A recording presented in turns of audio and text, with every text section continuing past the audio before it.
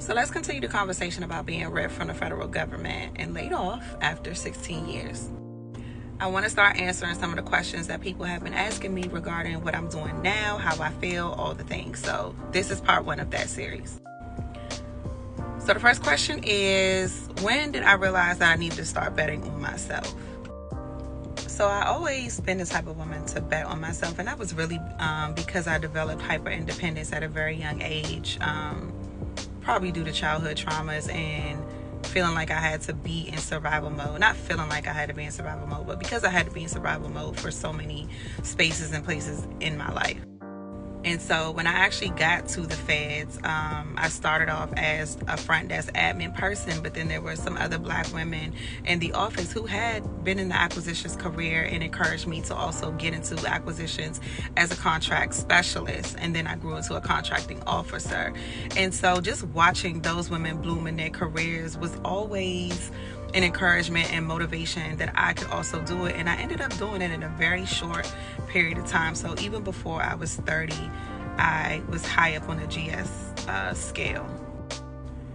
But just even walking that whole career path and seeing that I was able to do that, it also just pushed me even further to always bet on myself, because once I set my mind to do something, I know I'm going to get it done. Point blank, period. It's just about discipline, consistency, and just making my mark. And so, yeah.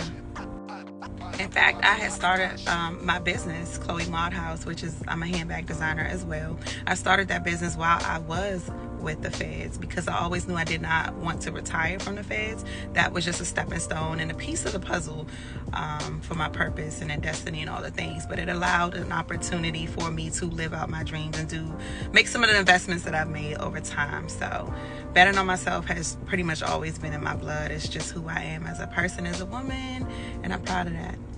And that's going to take me to my next stage in life. So to anybody who has been ripped, anybody who has been laid off, you lost your job, whatever have you, be it feds or not, just as a word of encouragement, I do want to tell you that this is not the end of the road. It may seem like something has come to a close, because at the end of the day, it has. I'm literally starting a new book. It's not even a chapter, it's a whole new book. We're not turning any pages, we're closing a book and starting a new one, and that's okay.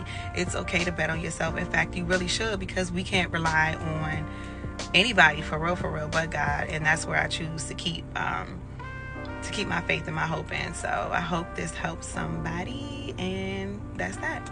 I'll see you in part 2.